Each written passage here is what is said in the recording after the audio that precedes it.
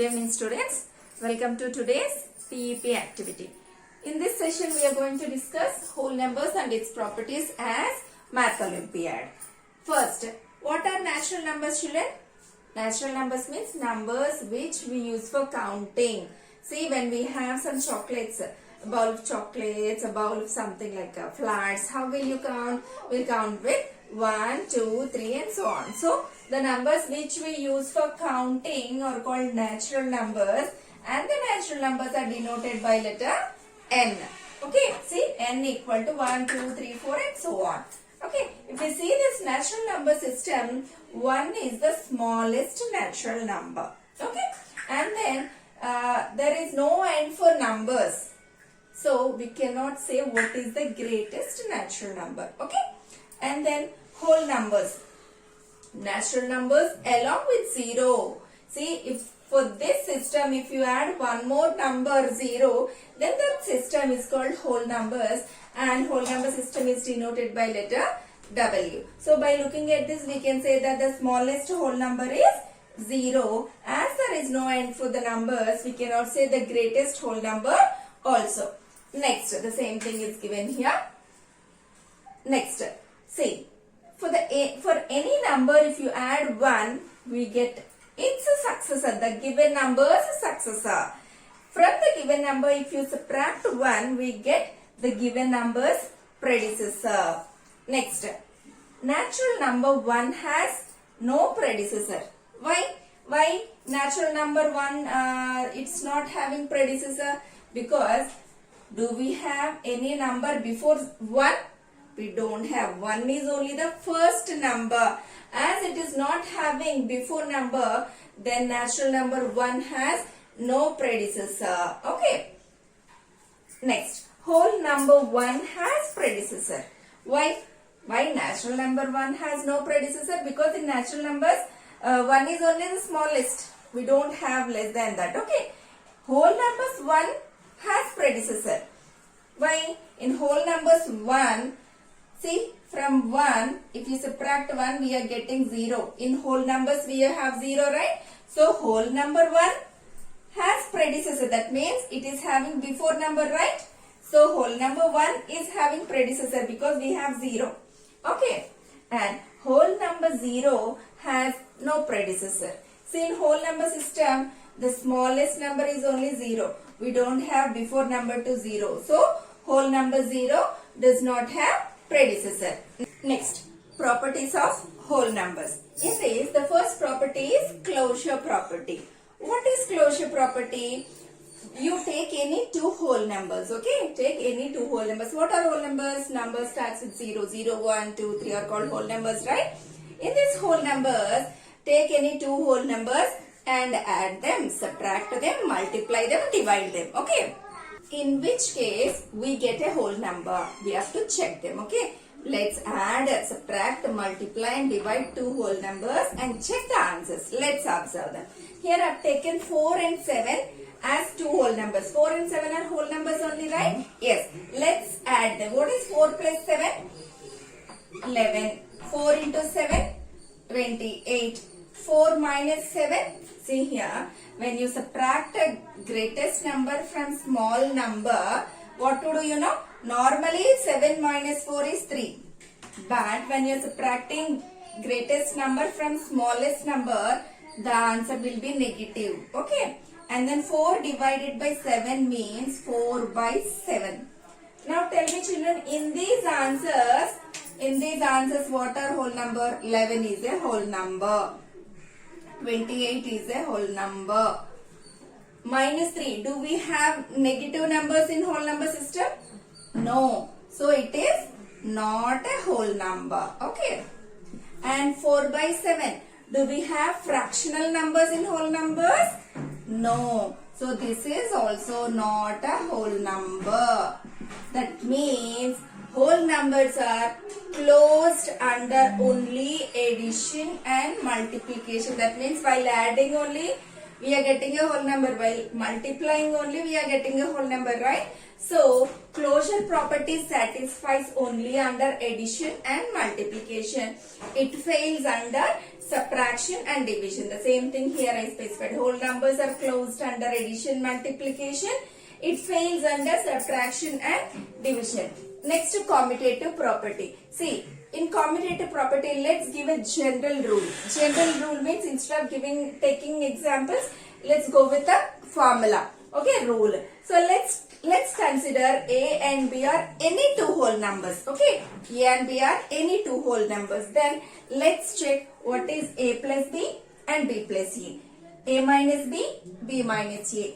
A into B, B into A divided by B, B divided by A. Okay, let's check them. See, for this here I have taken example also. In place of A and B, let's go with 2 and 3. 2 and 3 are whole numbers only, right? Yes.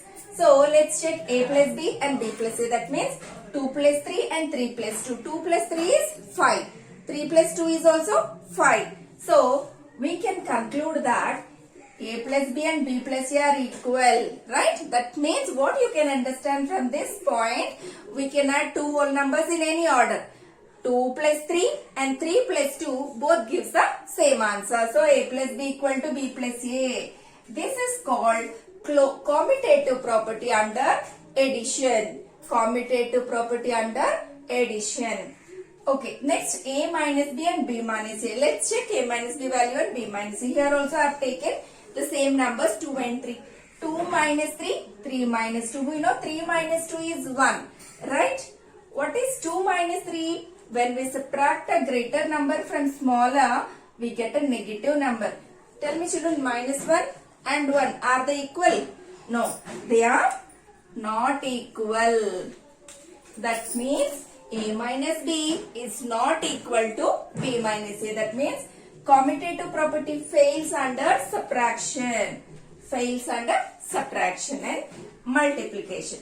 Let's go with two whole numbers, 2 and 3. What is 2 3s are? 6.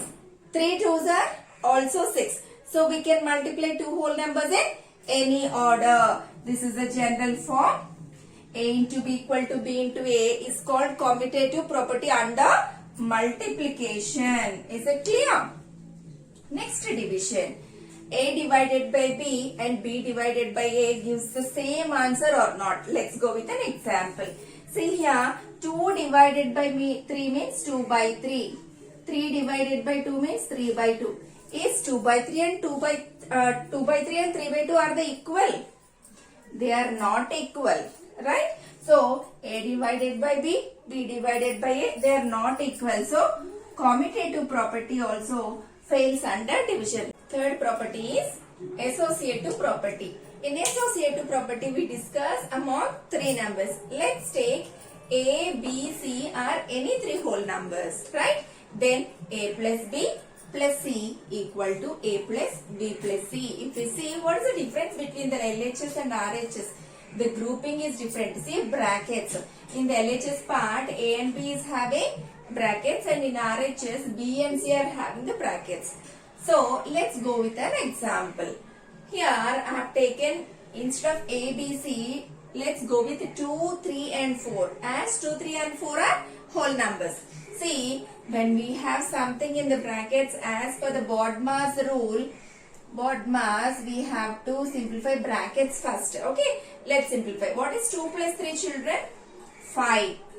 So 5 plus 4. What is 5 plus 4? 9. So LHS value left hand side we got 9. Let's simplify RHS. 2 plus 3 plus 4. As per the BODMAS, we have to simplify brackets first. What is 3 plus 4? 3 plus 4 is 7. What is 2 plus 7? 9. See? Left hand side and right hand side we got the same answer.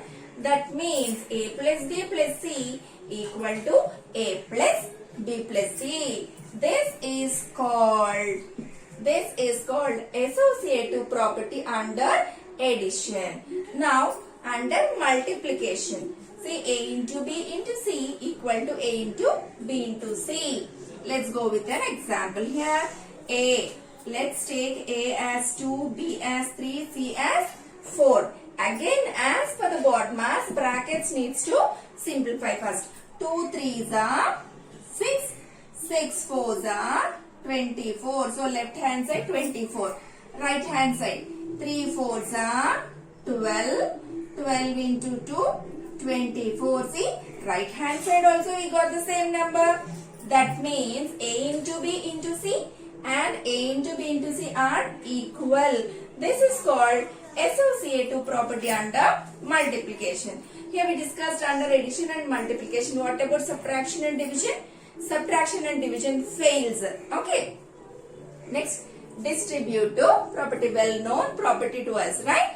See, A into B plus C equal to A into B plus A into C. So try to apply the property on this. A into B plus C equal to A into B plus A into C. So how to write? 2 into 3 plus 2 into 4. Okay.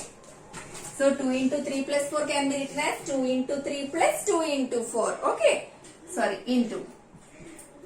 Next, A into B minus C. This is also distributivity property only. So let's go with an example. 2 into 4 minus 3. Have to apply a distributivity. 2 into 4 minus 2 into 3. 2 into 4 minus 2 into 3. Okay. So what is the difference between these two rules, children? This is distributivity over addition. This is distributivity over subtraction. These are the two rules. Distributive property over addition, distributive property over subtraction. Next, additive identity is 0. Additive identity of whole numbers is 0. That means add 0 to any whole number, we get the same number as an answer. See, what is 4 plus 0? 4. 9 plus 0? 9. So, 0 is called the additive identity of whole numbers. Next, multiplicative identity. For example, what is 5 times 1? 5. 8 times 1? 8.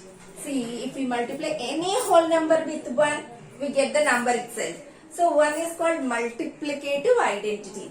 Then, division by 0 is not defined. What is this? Division by 0 not defined means we cannot divide any number with 0. See, 15 divided by 0, meaningless. 26 divided by 0, meaningless. We cannot define it. Okay. And finally, if A into B equal to 0, then if product of two numbers is 0. For example, take any two numbers, then multiply them. You got 0. Then we can understand that in this A and B, if A is 0, the product will be 0. Or if B is 0, the product will be 0. Or if both A and B are 0 also, we get the product 0 only.